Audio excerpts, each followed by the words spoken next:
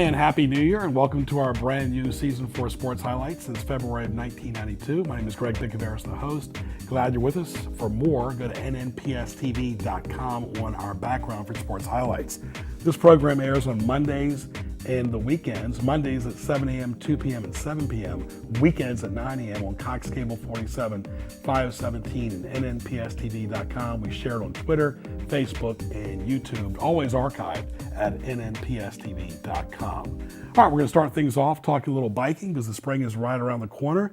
We're in the middle of winter, and we're going to talk to Sharon Bachman from the Peninsula Bicycling Association. Good to see you. Good to see you. And we've had people from your club before, but this is a unique time of the year because it's January. Let's talk about the challenges of riding a bike in January. Well, as you know, it's cold, so you have to stay warm, and we always recommend that you dress in light, breathable layers.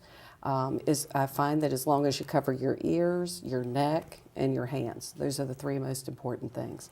So many people who don't play competitive sports, there's three things they can do pretty easily. They can run by themselves, they can walk by themselves or with a tandem, or bike ride by themselves. So all three are different, but they're all kind of unique. Yes, they are. Cycling, a lot of people start out as a solo rider, and then when they have a few close calls, that's when they seek out friends because groups are much easier seen. Well, let's talk about your club and how did it get started and some of the roles you played in it. Okay, I came into the club much, much later, 2009, but the club was actually founded back in the 70s. It was founded by three families, and one of which still live in the area, Don and Eleanor Hubbard, which unfortunately Don passed away a couple years ago. And they have just done so much to promote the sport of cycling.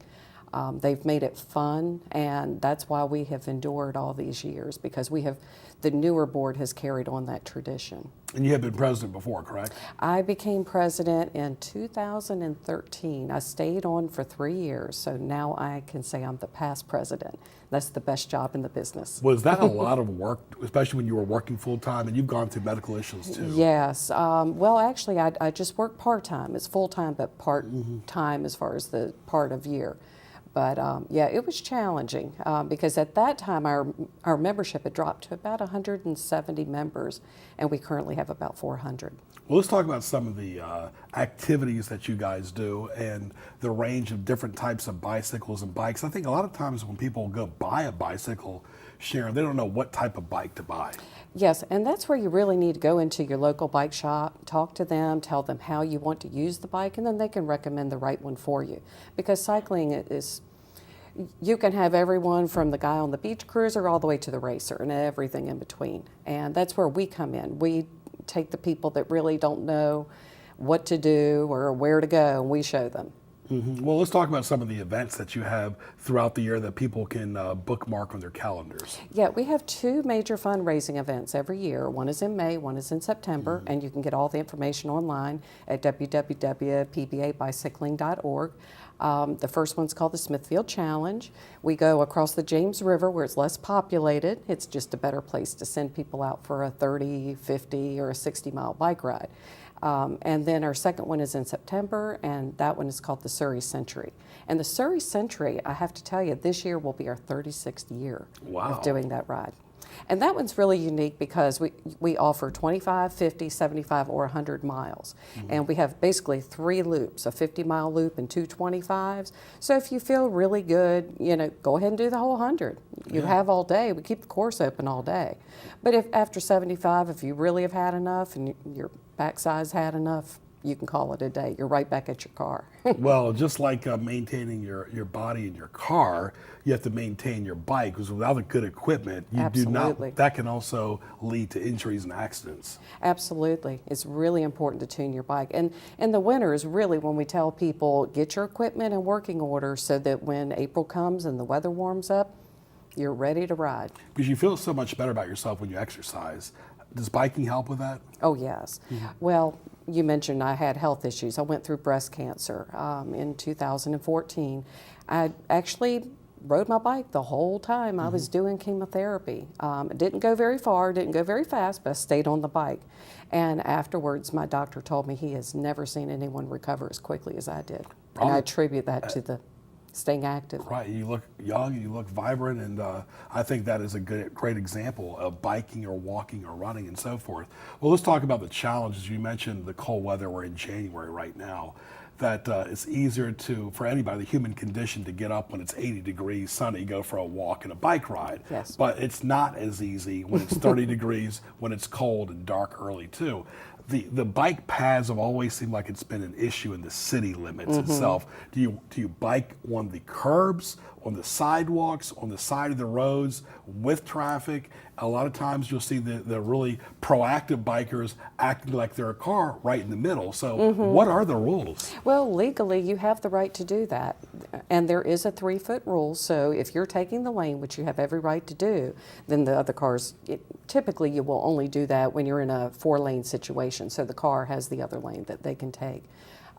Again, it gets back to my other point. It's really important to get out where you're on some safe roads. And that's why we go to the country a lot.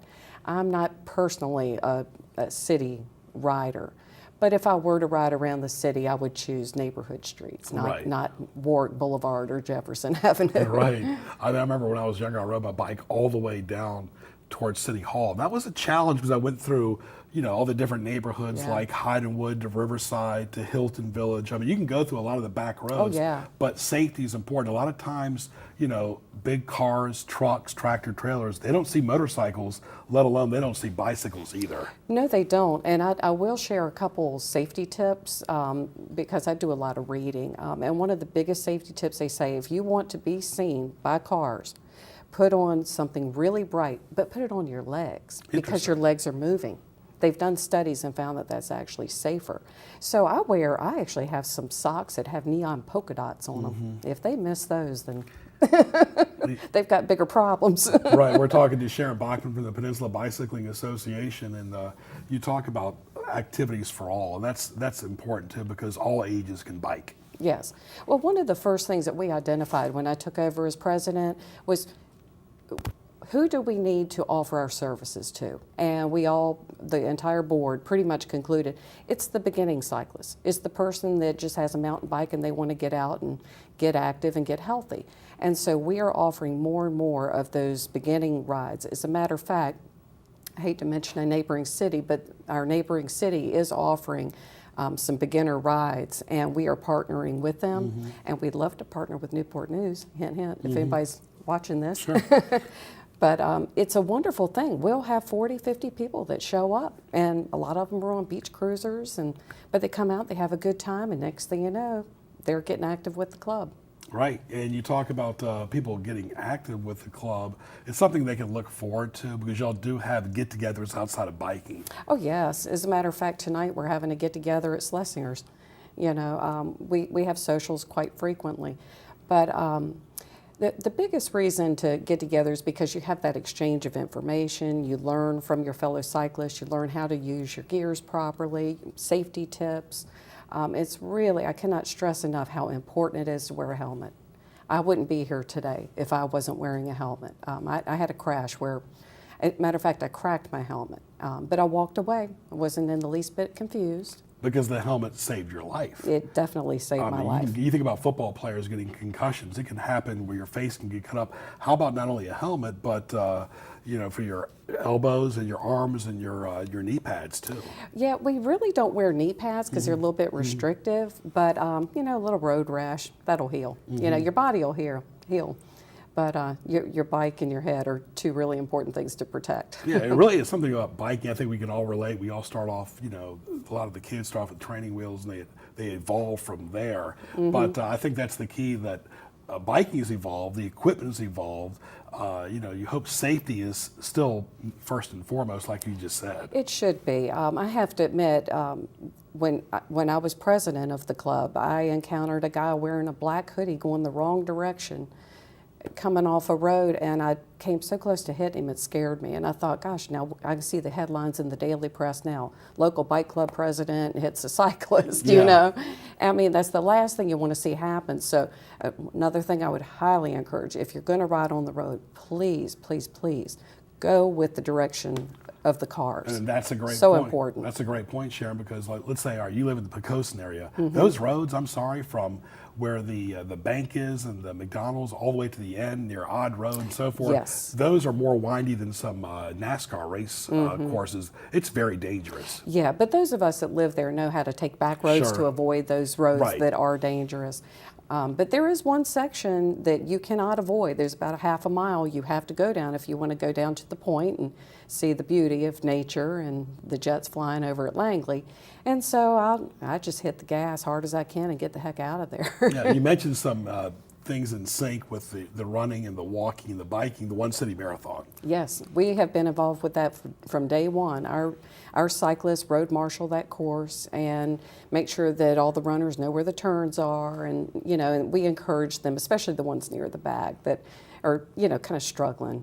Because let's face it, 26 miles on your feet is a long way. Yeah, whether you walk or you run. One thing too about you mentioned like the big bike races like the Tour de France. The only thing that kind of looks frightening is when you see all these bikes packed together and then they can accidentally hit somebody. How do you prevent that in bike competitions, and what type of races do you have that people would go watch? Well, we do not do races per se. Ours are rides, and they are timed rides, but they're still rides, and they're not designed to be competitions.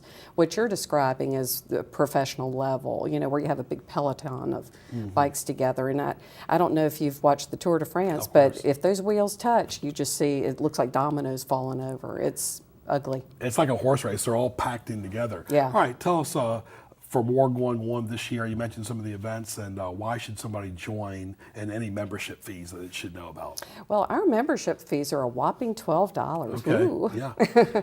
And then if you want to sign your whole family up, it's $15. However, the 2 fundraising rides I told you about, you get a $10 discount off those 2 rides. So if you ride these 2 rides, you come out money ahead from that alone. But you also get discounts at local bike shops. You get, like I say, the camaraderie, the socialization. We have training classes. We do a lot in the community, more than just road marshal the One City Marathon. We teamed up with the Oyster Point Rotary Club last year and the YMCA to get bikes to 25 kids in this area that were underprivileged, and that was a Christmas program. But we also provide the mechanic support, and we provide road support. We recently gave away 25 helmets to kids in Newport News through the school system. But another thing that we do is we'll sometimes have a fitting, where you can bring your bike and your helmet, and we'll make sure it fits and your bike is tuned up. And social events are fun, like you said. Oh, yeah. Right. Oh, yeah. Very good. You have to take a break after you ride the bike. Right? Absolutely. All right, Sharon Bachman right there from the Peninsula Bicycling Association. Thank you so much. Thank you. Happy New Year. All the best to you and your health and your family as well. Yeah, thank you so much. Very good. All right, Sharon Bachman from the Peninsula Bicycling Association. Hey, it's fun to ride a bike, folks. That's the bottom line, but you want to be safe and have the right equipment as well. Stay tuned for our next guest, Joe Dusewitz from the Peninsula Sports Club. We'll be back after these messages for our January edition of Sports Highlights.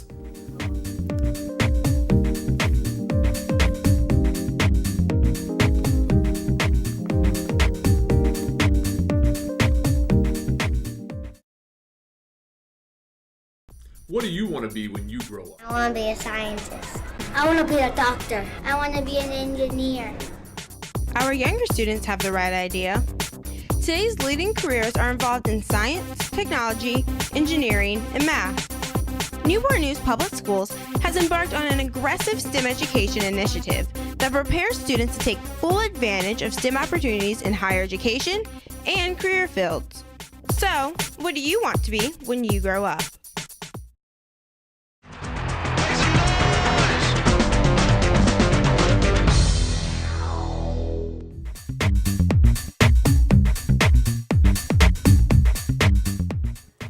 And welcome back to our January edition. Happy New Year once again for Sports Highlights. At Greg Bick. Hope you enjoyed our first guest, Sharon Bachman. Let's switch gears to the Peninsula Sports Club. happen to be a board member. It's a pleasure to talk to fellow board member Joe Dusewitz. Good to see you. I appreciate you having me. Very good. Let's talk about your background as far as high school and college. I graduated from Gloucester High School 2005. Had the opportunity to play soccer there, which was my first love.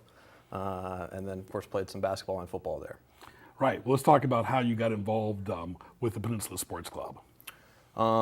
That's an excellent question. So, had the opportunity to get involved with Peninsula Sports Club through Town Bank, actually. Big believers in kind of getting out in the community and giving back. And with my love of sports, I thought that the sports club would be a good fit. And was invited by a past board member to come on board and back around 2012, and have been there ever since. Very good, very good. Do you think that your playing sports at Gloucester, playing soccer, kind of helped you in business as well as different activities? Most definitely. Even when I played at Avery University, played soccer there, sports gives you allows you to build a lot of good characteristics, teamwork, hard work, dedication, obviously respect your superiors and those that have kind of come before you to lay the foundation. But it certainly instilled a lot of good qualities within me. You lived in Gloucester as a kid growing up, going to high school there. When you say Peninsula Sports Club, let's talk about the entire full peninsula. Let's talk about the realm of it. Just the sports club in general. Well, sports club's been around since 1949, and they are big advocates, obviously, of promoting and recognizing those within athletics on the peninsula. So whether that's coaches, volunteers, referees, and players, of course, they're big supporters of those individuals. Some of the big events during the years, we're talking to Joe Dusewitz from the Peninsula Sports Club, really fun organization, are the milestone nights, the car party during the course of the year, the different guest speakers, and of course the big awards banquet in the late spring. Let's talk about some of the signature events. Certainly, you mentioned car party. We normally have that in November.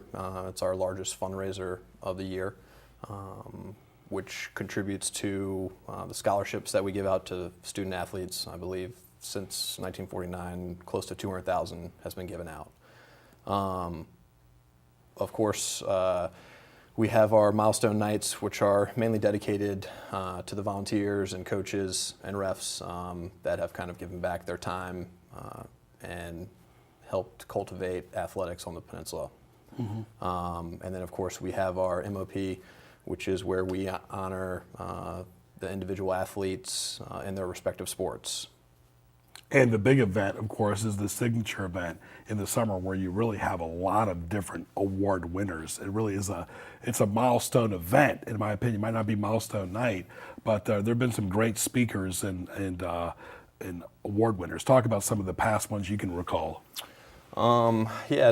We've those nights are always great because it's the culmination of kind of the year's work.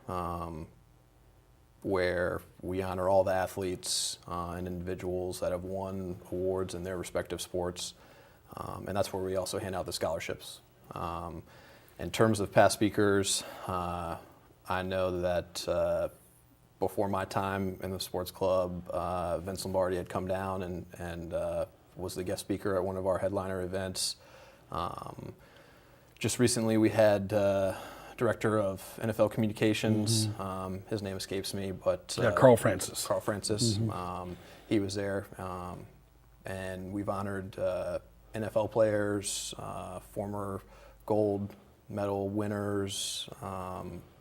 It's a pretty good event. Right, and the website's got it all on Peninsula Sports Club's website. You can see their link on HamptonRoadsOnlineMall.com as well. And really, that's a big part of it, is social media, getting the word out, not only to the board members, but to the members at large. And always trying to get new board members is also trying to get new at-large members. Oh, most definitely. I mean, we're always trying to grow and, still make an impact in the community. And obviously that requires individuals to be supportive of the club.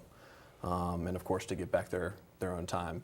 I know with any kind of civic group, you go through ebbs and flows of membership, and so it's always good to be consistent. So if anyone is interested in joining, they could go to PeninsulaSportsClub.com. We do have a membership form online. I think individual memberships start at $75 for the year, and it goes up to corporate and I guess if a school or university wants to be involved, they can as well. Right, we're really proud here at this organization that 3 of our employees, Ray Price, myself, and Nate Milton, have gotten the Media Award, and that's a big award as well. But you've had some Olympic athletes, Karen Barefoot spoken, Lefty Driesell in the past. It's been really a who's who on these jamboree-style events. No, and it's a testament to this area and really the athletic culture here. I mean, you look through any professional ranks, and you're going to find guys and girls from Hampton Roads area. So it's very well represented. Right. When you think about the other sides of the water, Chesapeake, Portsmouth, Norfolk, Virginia Beach all have individual clubs. There's only one on the peninsula, and this is a big area here when you think about Williamsburg, York County, Poquoson, Newport News, Hampton, James City County, even out to Smithfield and Gloucester as well, that it's really just one as opposed to several different city ones as well. More challenges maybe to make it all inclusive. No, I agree. Of course, with it being so big, it allows us to honor more athletes and individuals that have given back their time. But challenges in terms of geographical location, you want to obviously be available for all of your members. So you want to make sure that the residents in Gloucester can come to an event, so you don't want to have everything in Hampton or Newport News. You want to keep some events a little bit more local. So that would just be one of the challenges. But overall, it's been very well received. Right, and the website's got a lot of information, like we said. Well, you play in Gloucester in soccer for the Dukes as well, and of course at Averett too as well. Soccer's grown. I mean, it's really grown in the World Cup, the Olympics, as well as the MLS. No, it has. And I'm 30. I remember when the World Cup was here in the early 90s. I remember going to some games, and the fanfare wasn't as big as it appears now. And that's evident with soccer programs kind of starting up grassroots-wise in local communities. And even more recently, unfortunately, with the men's national team being eliminated from the World Cup qualifiers, you can see a lot of the disappointment that is kind of throughout. For local soccer fans, a little disappointed that their team can't make it. Of course, we have kids, adults, and students that have been loyal members of our audience for years, watching on TV, online. We want to thank you, but give some advice to the kids about the banking business. That's really evolved and changed even when you were a kid and I was a kid to now, where you can do so much online on your phone and your app. But what kind of employees is Town Bank looking for? Excellent question. Certainly, with any industry, you're going to go through some changes. I think it really just boils down to customer service aspect. I think there's always going to be a need for face-to-face, even with a lot of the new technology that's coming out. And there's nothing like good customer service, being able to call somebody, pick up the phone, talk to somebody on the other end that is local, that can kind of appreciate maybe some circumstances you're going through, or obviously the area that you come from. I don't think that'll ever really change. Mm-hmm. When you talk about some of the activities that you like to do away from work and the sports club, do you like to watch a certain sport? Is there a game or a team that you follow? I know you went to Averett, but they're not exactly on major football school or anything. What do you like to do as far as sports on your downtime? So I'm a big soccer guy, and a big Premier League fan, so I follow Chelsea. And then I'm also a Cowboys fan, and I'm a diehard Cowboys fan, so I try to stay up with them. Right, that can be really tough when you follow a team, and it could be an injury. Of course, we're in January. The Cowboys, won a lot of Super Bowls in the past. I know a lot of the Cowboy fans want to see them get back to where Roger Staubach and Danny White were, and of course Troy Aikman. Probably a lot of the fans around my age that they vaguely remember the 90s Super Bowls, but certainly haven't had one or much success in my lifetime. So just keep my fingers crossed. All right, last question. What advice would you have to give somebody who wants to join the Peninsula Sports Club and be a part of this nice organization? Well, I mean, the first step obviously would, if you're interested, you could reach out to any one of us on the board and pick our brains. We'd be happy to sit down, take some time to talk about it, to figure out how they want to get involved. A lot of people don't necessarily have the time, but may have the fiscal support or ability to support. Some people don't have the ability to support with money, but obviously they can support with time. And we do a lot of events, and we try to be recognized, throughout the community. So I think there's multiple ways to get involved, but I think, if you're interested, feel free to reach out to anyone on the board or, send in a membership application. And a lot of businesses locally get involved with sports, whether it's the duels or other sporting events. Business and sports goes hand in hand. Oh, no, it definitely does. Kind of promotes the get-together attitude, where you can get together with friends and watch the game. And obviously, you watch any games and there's lots of sponsorship opportunities, Right. And you reach a lot of people. It really is. That's the way of the future, folks. All right. Enjoy talking to Sharon Bachman and Joe Dusewitz. Joe, all the best to you in the Peninsula Sports Club and also your soccer activities as well. Thank you, sir. And, of course, at Town Bank. So, Happy New Year. What a great way to start the show off with Sharon Bachman from the Peninsula Bicycling Association and Joseph Dusewitz from the Peninsula Sports Club, who went to Gloucester High School right here in Hampton Roads. Thanks to our entire crew and Ray Price. I'm Greg Bicaveras. Happy January, and we'll talk to you soon. Thank you, Fazoli's, as well.